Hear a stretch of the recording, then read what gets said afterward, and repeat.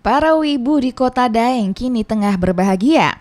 Mereka bisa kembali berkumpul serta mengikuti lomba lagu anime dan juga cosplay.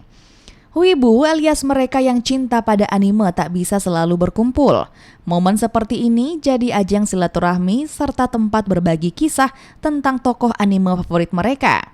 Selain itu, pengembangan bakat dalam mendesain dan melatih bahasa Jepang jadi motivasi lainnya. Pokoknya bagus karena ini sudah sesi kedua, saya juga mendapatkan banyak ilmu dan teman-teman dari sini. Alasan menggemari cosplay dan lagu-lagu Jepang apa nih? Karena di Jepang kan memang kesukaan saya, iya, jadi belajar bahasa juga dan menambah banyak teman. Ada lagi yang disampaikan? Jadi kepada teman-teman yang hobi cosplay juga silahkan ikut, tidak ada yang menyulitkan karena kita akan merangkul kalian semua.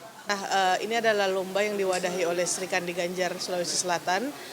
Jadi ada beberapa item acara, ada lomba menyanyi bagi para penggemar Jepang. Jadi penggemar Jepang itu disebut wibu. Jadi ini merupakan salah satu tren juga untuk milenial-milenial yang ada di Makassar. Banyak milenial yang suka atau tergabung dalam komunitas-komunitas Jepang ini. Nah, kita bikinlah acara ini untuk lebih mengasah keterampilan yang ada pada milenial ini, khususnya di bidang mereka yang menyukai Jepang. Kegiatan ini pun disambut hangat puluhan peserta bahkan sempat ikut ambil bagian. Mereka bersukacita sembari berbagi keseruan dalam satu hobi yang sama. Nila Rustam, Kompas TV Makassar, Sulawesi Selatan.